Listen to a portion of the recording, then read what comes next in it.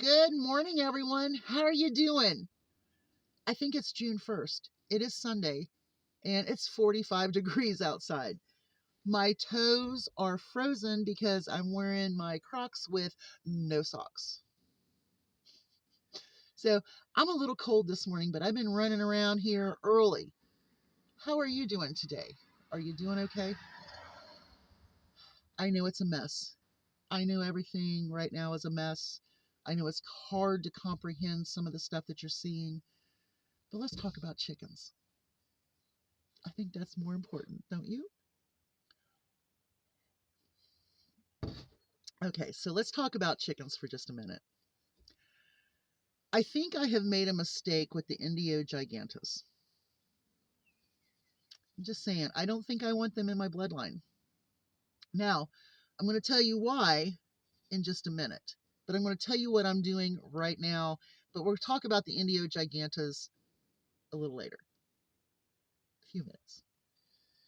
So this morning, I have already moved Raw to Tut's stall in the barn. I did not let Raw out this morning. I do not want him attacking Tut right now. So I've got him in that stall. I've got a heat lamp on in that back stall where Raw normally has, that I already had set up for the babies. But with the rooster fight, I had to contain both of them, let Tut heal, and then put Raw there. So today I'm going to be moving Gandalf the rooster, or the turkey, and all 6 of the little roosters to that stall. We're going to see how that works. If Gandalf gets along with those little roosters, perfect.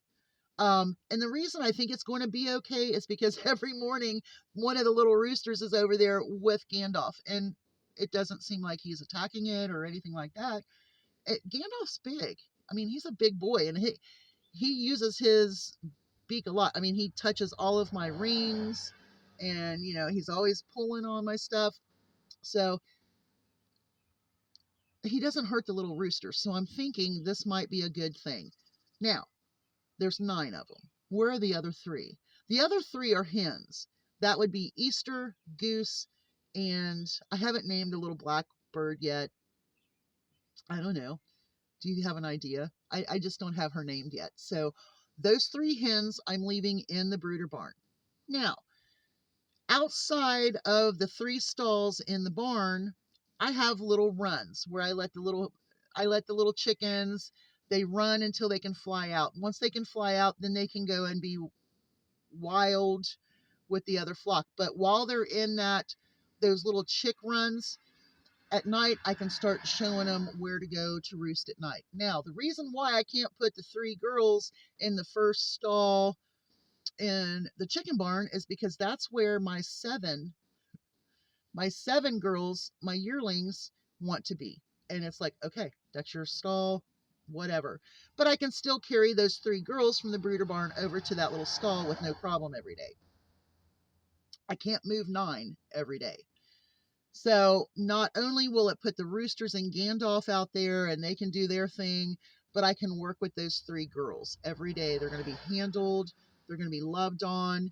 And then when I bring the 5 chicks from the bathroom, which I'm ready, up to the brooder barn, then maybe those chicks will all kind of mesh together, and then I'll separate roosters again. Just saying.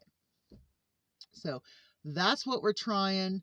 The chicks in the bathroom got the biggest brooder this morning. That's when I filmed them. I had just put them in that big brooder, and they were like, wow. So that's why they were a little off on their things. The little possum will be moving today up to the brooder barn. I've got another kennel thing. I'm going to set it up for it, and then I'm going to take it up there and put it in the brooder barn in a cage.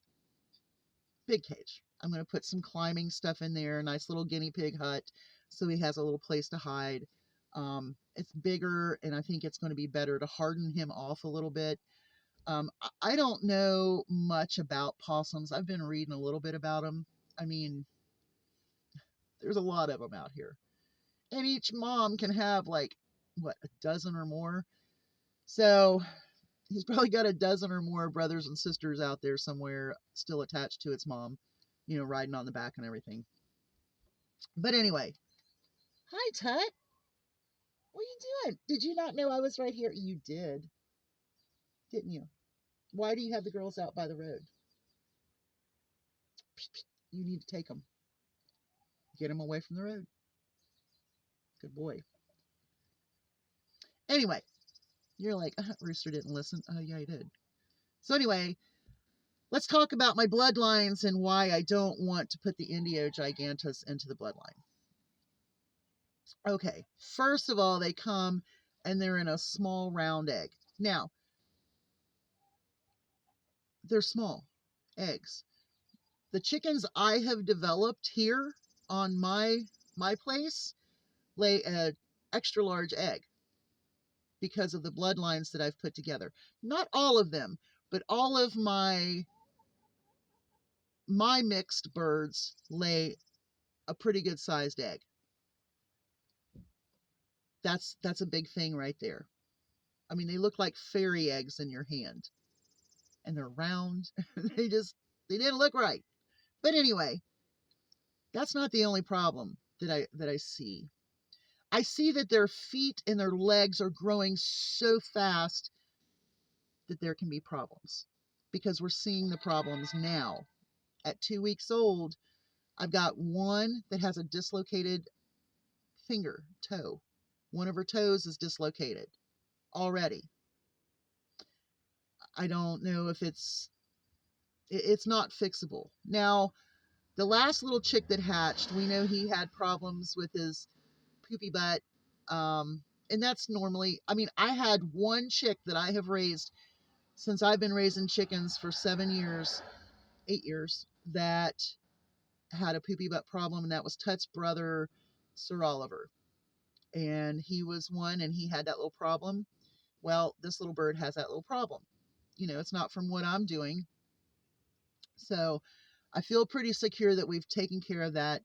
But he's got a foot that just, that toe, that middle toe is kind of crooked all the time. Now with him, I can take it and straighten it out, and I have.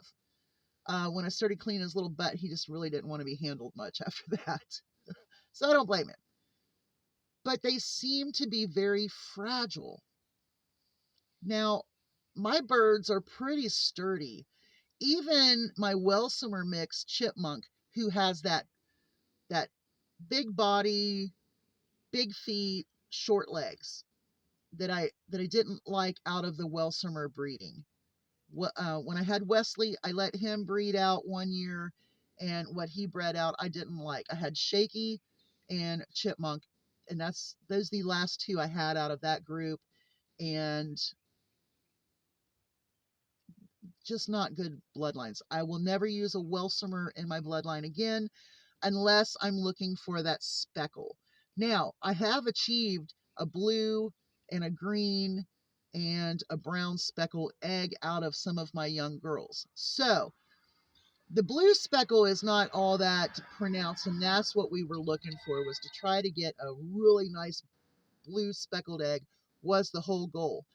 But my goal as a chicken breeder was to have sound health, good body structure, and an awesome temperament. So with some of my girls that I have bred, I've got those things. With some of the girls that I've bred, with some of my purebred hens coming out, not so much. I have Pumpkin. I mean, she's cute, but she's also flighty. Um, there's a few flighty ones. Now, something else that I don't like are your combs. I don't like the combs. But I just don't think that this breed is what I want to put in my bloodline, because they are so fragile. And not only that, but it's going to bring the size of my eggs down. And I don't know, they just seem fragile to me. And I think it's because their legs and their feet grow so fast. If I'm wrong about that, all I can say is I've had 2 weeks to observe this. So in a 2-week observation of Indio Gigante Chicks, they're very fragile. Their feet and leg grow too fast, and there can be issues. Or these chicks are just so inbred that's what's causing the genetic problem. Now, one of them, the little brown chocolate one, has a great temperament, has a perfect body build, and has no issues. The black male, I think he's a rooster, has no issues. The black little female is the one that has the dislocated or whatever toe. And then, of course, the last little chick has all kinds of issues going on, poopy butt and, the crooked toe. So what do you think? I mean, should I try it? I mean, I won't be able to breed them until next year anyway. Or should I trade them off for something else? Because I just, already after 2 weeks, I already know that this is not the bird for my bloodline. What do you think? Did I make a mistake? Should I breed them? Am I just being too cautious? And do I really know enough after 2 weeks to say that these are not very healthy birds?